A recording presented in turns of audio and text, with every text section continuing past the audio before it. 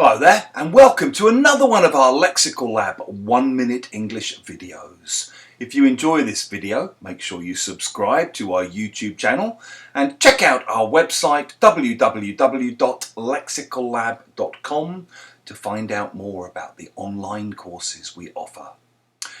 Usually when I'm teaching online, I like to get to class 10-15 minutes early so that I can chat to students who turn up early and find out how they are, get to know them a little bit better. On Monday this week, one of my students turned up early and we got chatting about her weekend, and she told me, rather sadly, that she'd been to a funeral on the Saturday of an old school friend who'd recently passed away. And obviously, having to go to a funeral on your weekend put a bit of a damper on things.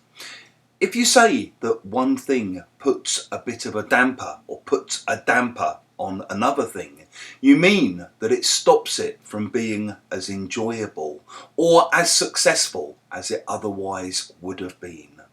By the way, you might also hear people say it put a bit of a dampener on things, or it put a bit of a downer on things. They all mean basically the same.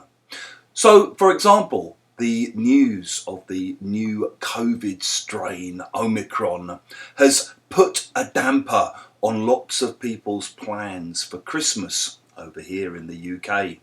Maybe the cold weather puts a damper or puts a downer on your plans for the holidays. And maybe the worsening economic situation puts a bit of a damper on new construction. Because the economy is getting worse, it stops new construction from happening. No one wants to invest in new buildings, and so on. If you've enjoyed this video, make sure you click the like button, the thumbs up sign. It helps us with the algorithm, apparently.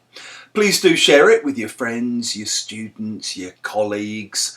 And if you have any examples of things that put a damper or a dampener or a downer on other things, we'd love to hear about them in the comment section below.